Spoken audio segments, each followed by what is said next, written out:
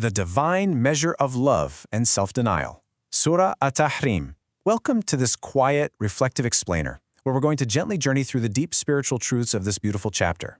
Today we're exploring the first 5 verses, uncovering a really profound map of love, personal boundaries, and divine mercy. أعوذ بالله من الشيطان الرجيم. بسم الله الرحمن الرحيم. We begin by seeking refuge and starting in His name, setting a deeply peaceful intention, with true ikhlas or pure sincerity, to explore both the outer and inner wisdom of these verses together. So let's dive right in with a pretty direct question. Have you ever denied yourself something completely fine, something good, just to keep someone you love comfortable?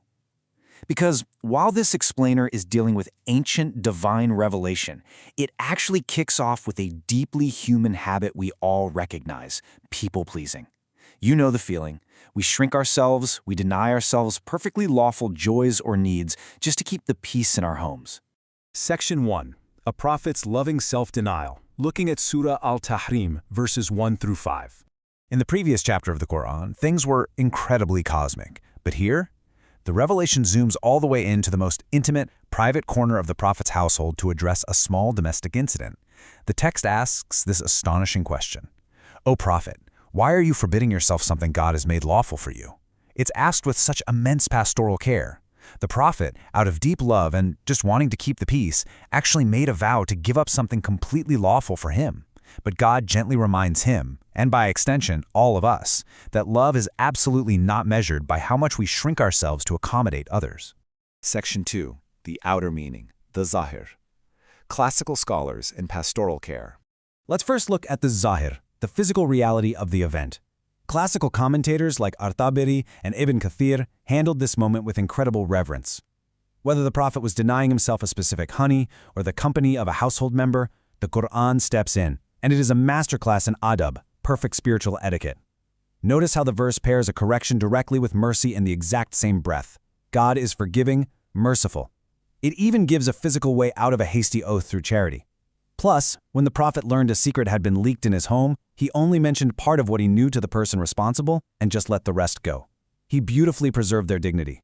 Section 3. The inner meaning, the batin, what the mystics heard. Now, let's transition inward. For the Sufi mystics, this wasn't just a historical event. It was a mirror held up to the quiet internal struggles of every single spiritual seeker. This contrast is brilliant. While the outer story is about a literal vow regarding honey or time, the inner story asks a surgical question: why do we subconsciously dim our own light in a misguided attempt to secure love? It's kind of a form of self-denying greed, right? Masquerading as virtue. We miss our encounter with divine pleasure because we're just too busy trying to purchase human affection. The mystic Sahal el-Tustari brings this home beautifully. He reminds us of God's deep mercy. The Quran says, God has set out a way to release an oath. That means we don't have to live forever inside the self-denying vows our wounded, younger selves made in the dark. You know those promises, I will never trust again, or I'll never need anyone? God has actually built a merciful door right out of those prisons. Then, the text moves forward and lists exactly 8 qualities of marital beauty. But why 8? Well, the great mystic Ibn Arabi saw something profound here. These aren't just characteristics of a hypothetical partner. They represent a complete spiritual curriculum of tazkiyah, the purification of the self, from being surrendered and trusting all the way to being given to the inward journey. The Quran is inviting each of us to embody these 8 stations on our inner path towards God. Section 4. Modern Psychology Meets Wisdom, the Science of the Soul. Okay, this is truly fascinating. Look at how perfectly this 1,400-year-old spiritual guidance maps onto the very best of what modern clinical research tells us today. The Quran asks why we forbid ourselves lawful things to please others. Well, psychology calls this unmitigated communion, a habit proven to breed anxiety. The Quran pairs a rebuke with mercy. Relationship expert John Gottman literally calls this a softened startup. The Prophet mentioning only part of a secret is exactly what researchers call selective disclosure, which is key to true forgiveness. And knowing angels stand behind you, that provides the ultimate psychological buffer known as perceived support. It's incredible. Section 5. A quiet personal reflection. 4 questions for the heart. As we draw near the end of this explainer, I want to invite you into a quiet, personal space. let's practice some internal dhikr, a deep remembrance, and let these next few questions gently find your heart. First, honestly ask yourself, what lawful need, rest, or joy are you denying yourself right now just to keep the peace? Is it actually love, or is it just a slow self-shrinking?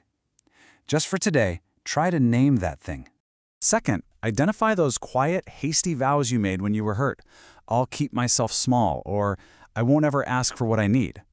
Realize that God has already provided a merciful way to undo them. What would walking through that door of release free up in your life? Third, reflect on your own restraint. Where have you leaked a secret? And maybe even more importantly, when someone wrongs you, can you practice the high spiritual forbearance of knowing their faults, but mercifully choosing to leave some of it unspoken? Finally, picture this immense, unseen support taking its place at your back. God, Gabriel, the righteous believers, all the angels. Notice how your fear actually begins to dissolve when you embrace true tawakkul, that beautiful, complete trust that you are never, ever walking this path alone. I really encourage you to take this into your daily life with a small practice. Try this gentle 8-day process. Write down an old, self-limiting vow. Underneath it, write that God has provided a release. Just sit with that for 1 minute. It is a profoundly beautiful way to actively release the invisible chains we place on ourselves. Let's close with this beautiful munajat, a quiet, personal prayer. O knowing one who walks into the rooms I thought were private, teach me to keep what you have made lawful, and let me feel the unseen support already at my back. Amen. Thank you so much for joining this explainer, compiled with gratitude by Mir Ali Shah, a seeker sharing through the Living the Wisdom of the Quran podcast. We ask forgiveness and acceptance for any AI-related mispronunciations or errors along the way. I want to leave you with one final, memorable thought to take into your evening. What old vow will you finally release tonight?